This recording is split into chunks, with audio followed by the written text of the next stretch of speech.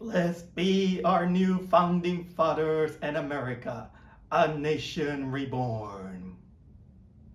No, not really. It's not a Purge movie. but, so, here we are with another bite size of this movie that got me curious. So, I had to get a trip to go to Regal Theaters uh, and watch it. And that movie is none other than Founders Day. I'm not gonna lie that I knew what this movie was gonna be, but I was so curious to watch it that it came to a big surprise that there weren't kind of like any early screenings, kind of like 12 p.m. or 1 p.m. at that kind of time period. Almost all of them is kind of like after dark hours, kind of like 5 p.m. or something like that. So this is why I couldn't get the opportunity to get cheaper seats, at least until I find a way to watch it, in which Tuesdays is technically $7 on the Regal Theater once you apply to their program for with no cost. That's a good thing. So I decided to take that chance and decide to watch Founders Day, even knowing that how this is gonna be and what I was gonna expect. And guess what? It was what I expected. Founders Day, it was what I expected. What did I expect? I expected that to be a cheesy, terrible movie, a slasher movie, mind you, that feels like it was filmed in the 90s, or you know what? No, 90s. 90s they even did better than that. It's more kind of like a 2000s type era of movies. And you know what?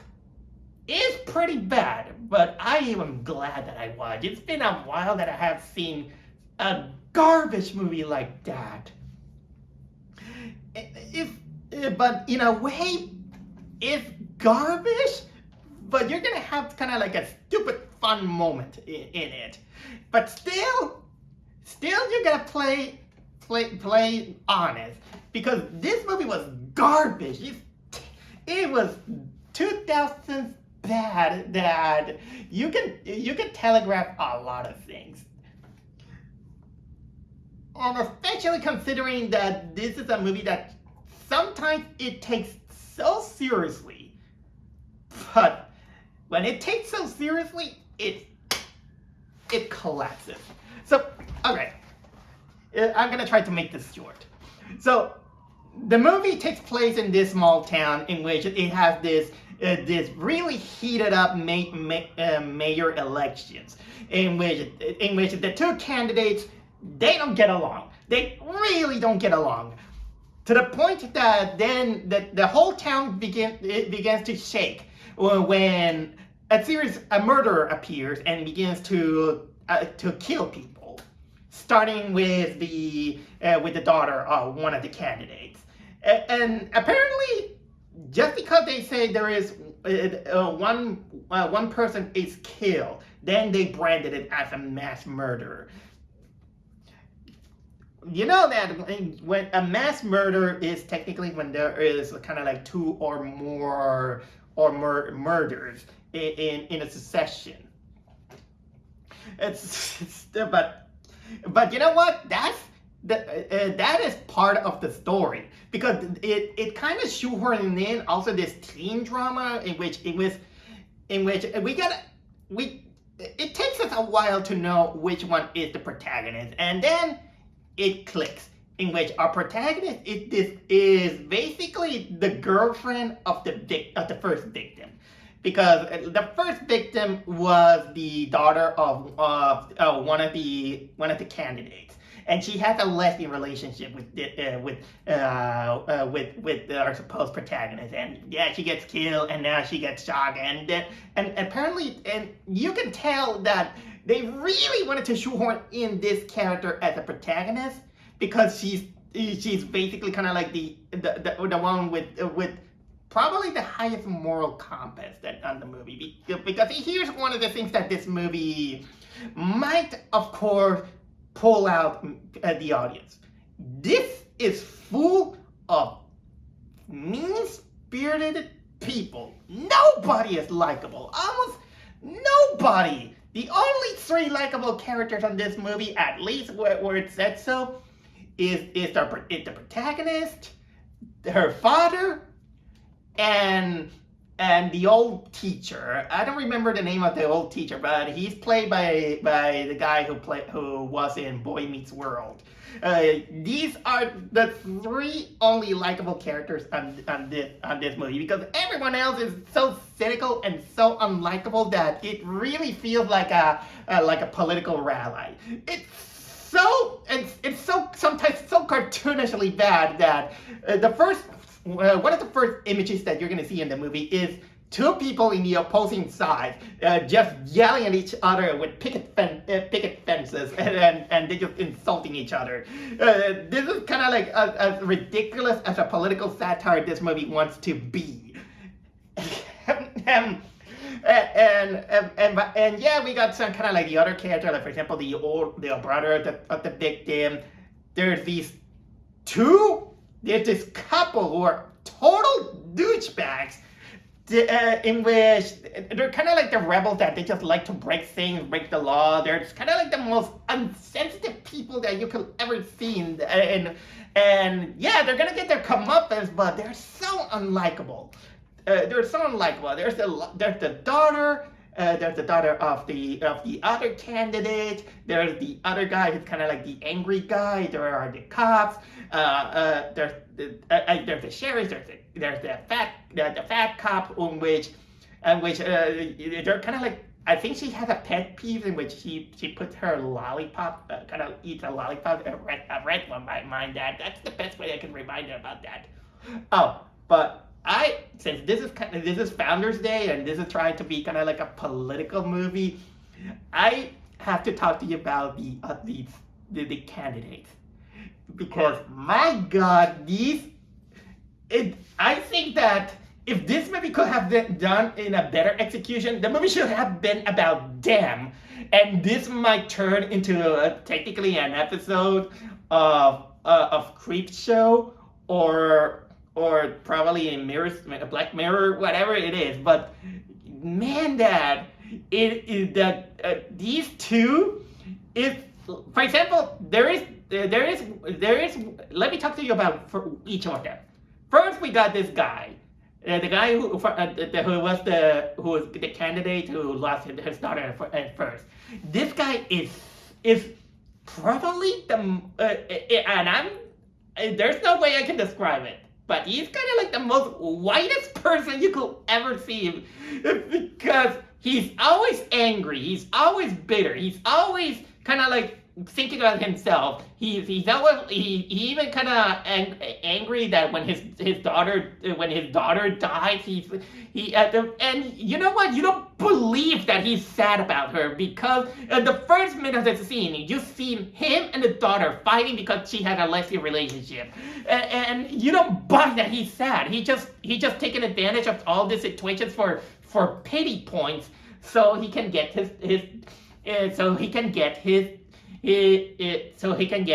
votes. And the more I look at this guy, for some reason, I think that they were trying to make him look like Donald Trump for some reason. Not rich, but you can see, the way he dressed, the hairstyle, or maybe it's not intentional, but he was kind of like the most Trump character I have ever seen as a horror movie parody goes, except that he's not rich. And then we got the other candidate, which is the current mayor who is looking for re-elections. And basically she's kind of like an exaggerated parody of Hillary Clinton mixed with Kathleen Kennedy. That's just me. Because my God, she's not even a better person than the other guy. she's always thinking about his candidate. You kind of find out that she's corrupt in one way or another. She has her slogan in saying that vote for consistency, but you know that she's kind of like a smug character that when she finds out about the death of this guy, she uses this for her political reason, and you can tell that she's kind of like she's just she's just an actor also looking for pity points. No, honestly, this is what the movie should have been, and of course ended up with the horror founder. But unfortunately, they wanted to put the plot about the teens, the ones that are involved.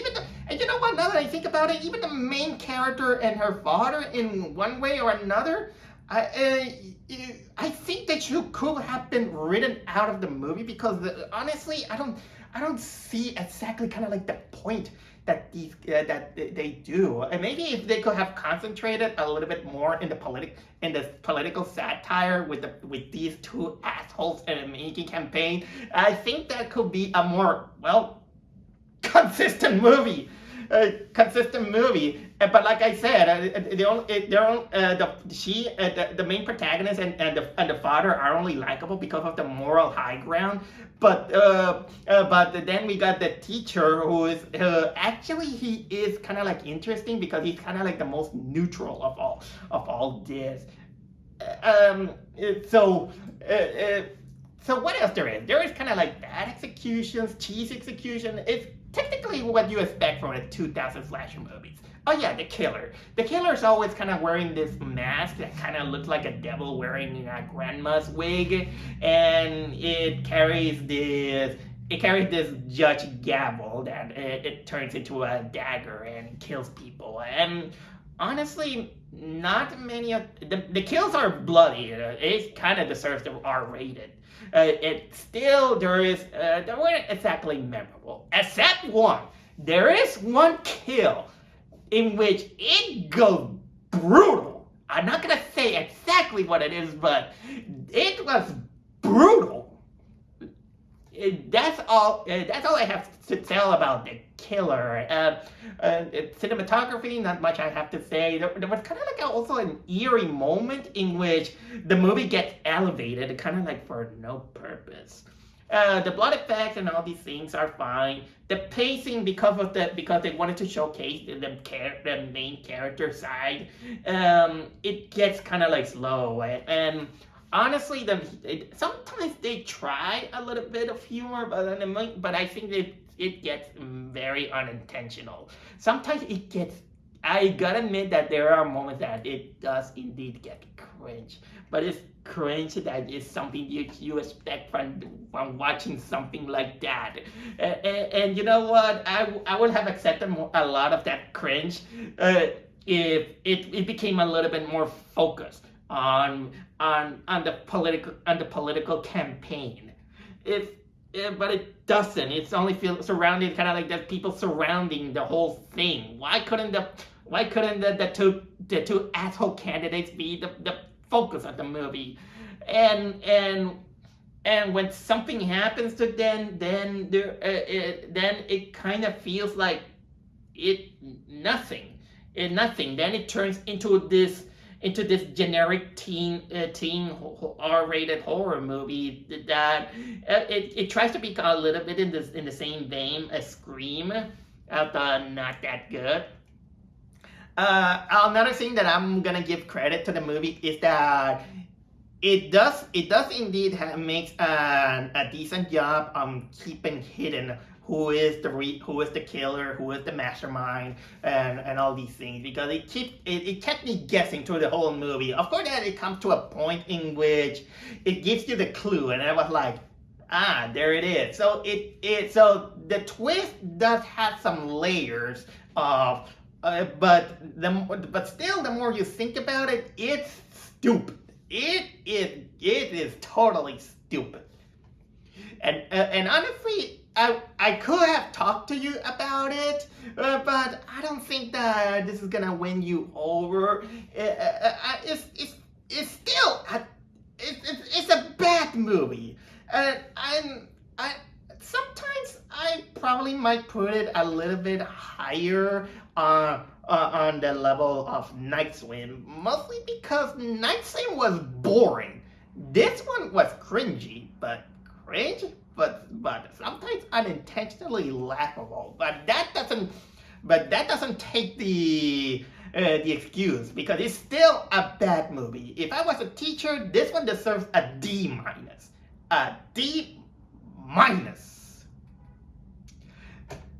So there. This is all I have to say about Founders Day.